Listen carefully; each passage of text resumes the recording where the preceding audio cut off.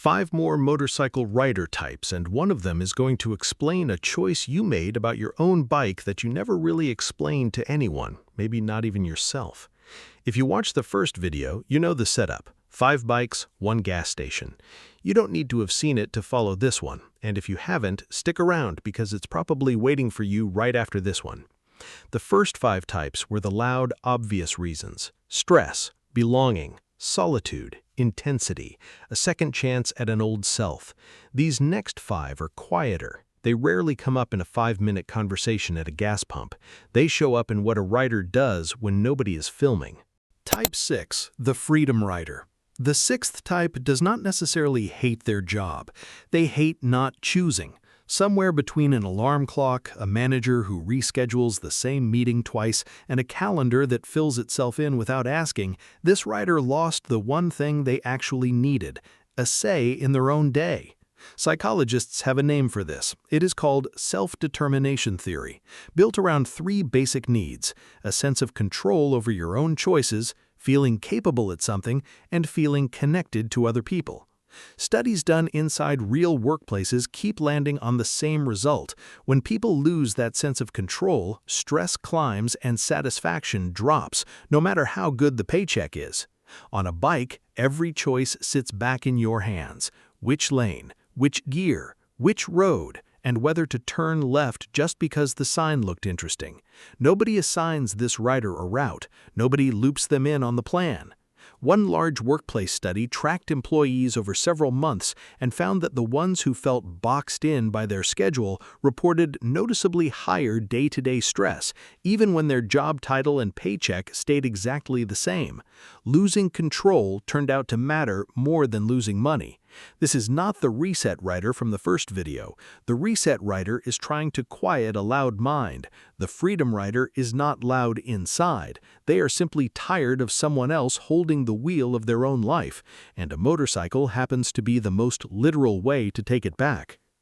Type 7, the Craftsman Rider. The 7th type is the one you will find in the garage at 11 at night, not because anything is broken, but because it could run a little smoother. This is not really about the ride, it is about getting one specific detail exactly right. Researchers who study skill and expertise found something years ago that surprised a lot of people. Real mastery does not come from doing something a lot. It comes from doing it slightly wrong, noticing precisely how, and correcting that one detail over and over. Some call this deliberate practice, and it works the same way whether you are a surgeon, a musician, or someone leaning a bike through the same corner for the 10th time, trying to shave one small mistake off the line. This rider is not chasing a thrill. They are chasing the feeling of a task carried out with zero wasted motion. The same mental state researchers who study flow describe. Effort and skill lining up so evenly that self-consciousness just disappears. Talk to this rider about their bike, and they won't talk about how it makes them feel. They'll talk about the 2 millimeters they adjusted last weekend. That's not them avoiding the emotional question. For this rider, the precision is the emotional answer. This is different from the edge rider from the first video. The edge rider's focus sharpens when the risk goes up.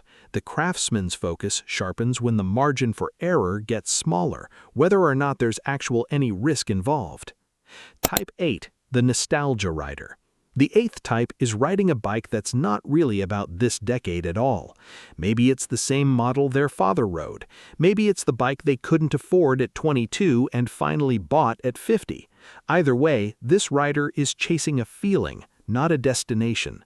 For a long time, nostalgia had a poor reputation in psychology, treated almost like a symptom to manage. Newer research flipped that completely. Studies out of several universities now show that reflecting on meaningful memories lifts mood, eases loneliness, and strengthens a person's sense that their life actually adds up to something. One psychologist who has studied this for more than 2 decades found that nostalgia doesn't just comfort people, it makes them more hopeful about what's still ahead. In lab experiments, people who spent a few minutes recalling a meaningful memory reported feeling less lonely afterward than people who thought about an ordinary recent event, even though nothing about their actual day had changed. That's the part that tends to surprise people. This rider is not stuck in the past. The old memory is doing something forward-facing, reminding them who they were before life got complicated so they can carry that person into whatever comes next. This sits close to the second act rider from the first video, but it's not the same thing. The second act rider is returning to a paused identity.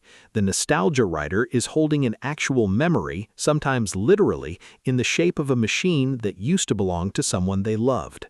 Type 9, the Guardian Rider. The ninth type organizes the group ride nobody thanks them for organizing. They check tire pressure on a friend's bike before a long trip without being asked. In almost every riding group, there is one person quietly making sure everyone gets home. That is this rider. There is a real psychological reward behind this, and it is not subtle.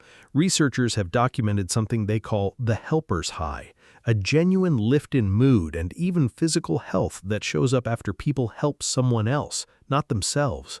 Separate research on adults in midlife and beyond points to a specific drive psychologists call generativity, the need to guide, protect, or give something back to the people coming up behind you.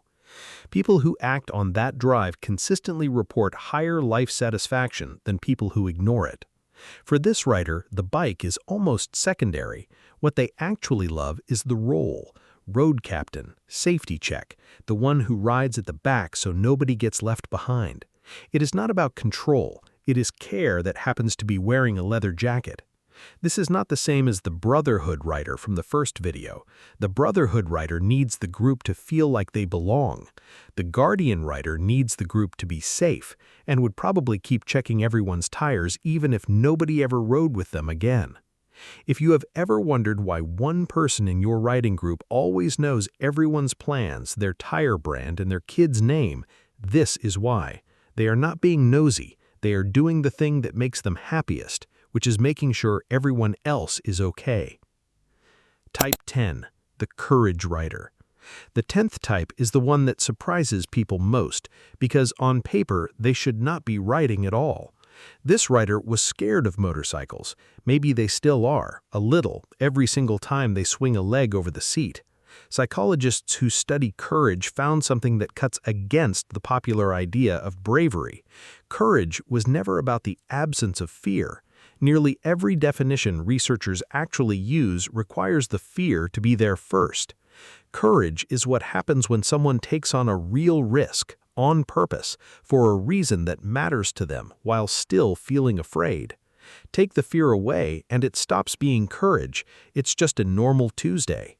Some researchers have found that people who repeatedly act despite fear start handling stress differently over time, almost as if the brain builds a calmer response to threat the more it practices staying steady under pressure. This rider is not the edge rider from the first video. The edge rider's mind goes quiet and sharp under pressure, like the risk was built for them. This rider's heart is still pounding at the first stoplight. They ride anyway, not because the fear disappears, but because riding through it, on purpose, again and again, taught them something a calm moment never could, that they are capable of more than the fear tried to convince them of. That, more than any of the other 9, might be the most honest reason anyone ever gets on a bike. 10 types now, 10 completely different reasons to end up standing in the same parking lot.